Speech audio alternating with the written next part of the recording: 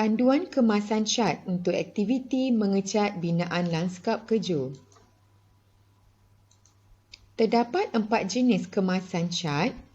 Yang pertama, kemasan cat binaan simen konkrit. Yang kedua, kemasan cat binaan besi.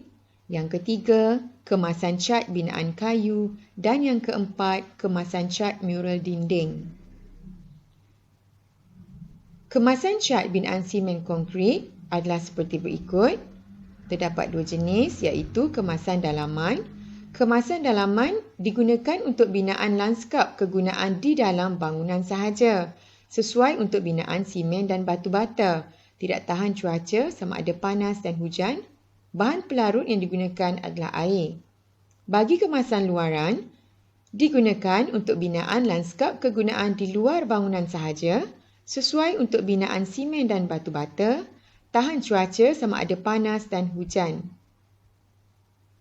Pengilat sapuan atau semburan digunakan sebagai kemasan terakhir untuk menampakkan seri pada permukaan binaan lanskap agar lebih berkilat dan menarik.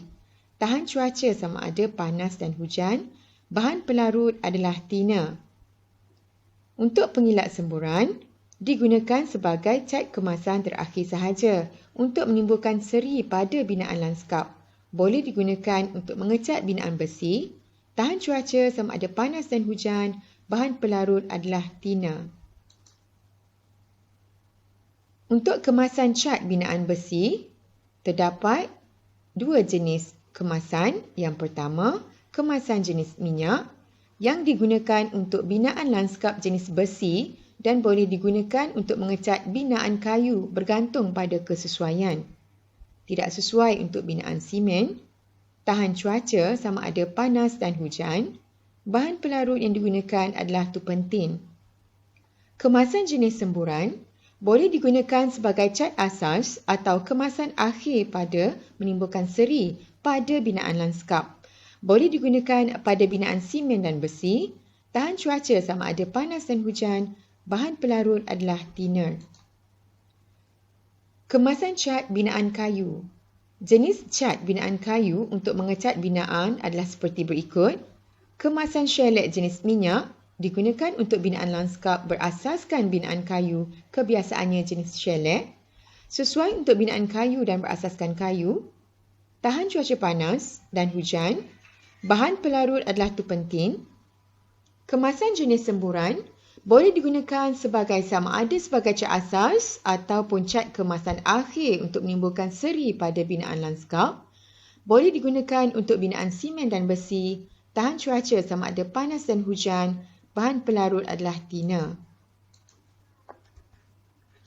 Untuk kemasan cat mural dinding, kemasan cat mural dinding adalah seperti berikut.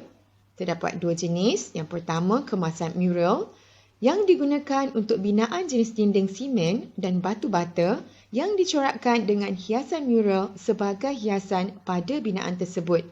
Sesuai diguna di bahagian luar dan dalam bangunan bergantung pada kehendak pengguna. Bahan pelarut adalah air.